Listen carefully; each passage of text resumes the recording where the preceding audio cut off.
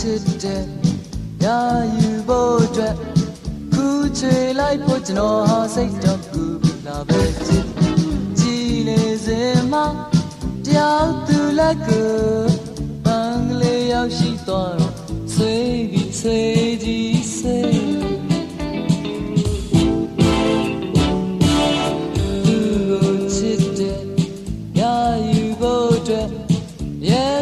ပြောဖို့ကျွန်တော်ဟာစိတ်တော့ကူပြီးလာပဲကြည်နေစင်မှာချာရင်တဲ့ကိုမိန်းလေးရောက်ရှိသွားတော့ဆွေးပြီးဆွေးကြည့်ဆွေးဆွေးပြီးဆွေးပြီးပန်းလေးတစ်ပွင့်ကိုတိတ်ညံလို့လို့ချစ်တယ်ကျွန်တော်လေးဆွေးပြီး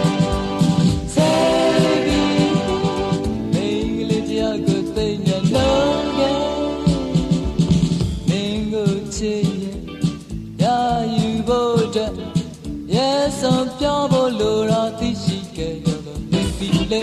ကြည်နေစင်မှာချာရင်ခွေတဲ့မင်းလေးရောက်ရှိတော့ဆွေးပြီးဆွေးကြည့်ဆွေး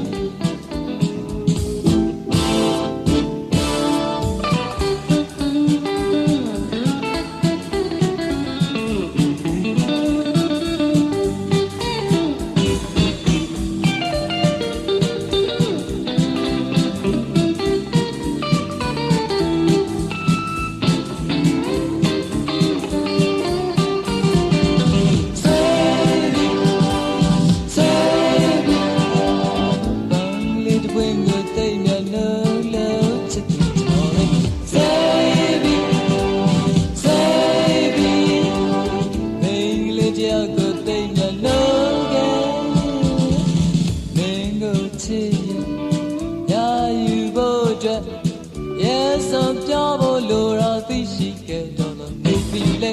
ကြည်နေစင်မှာချာ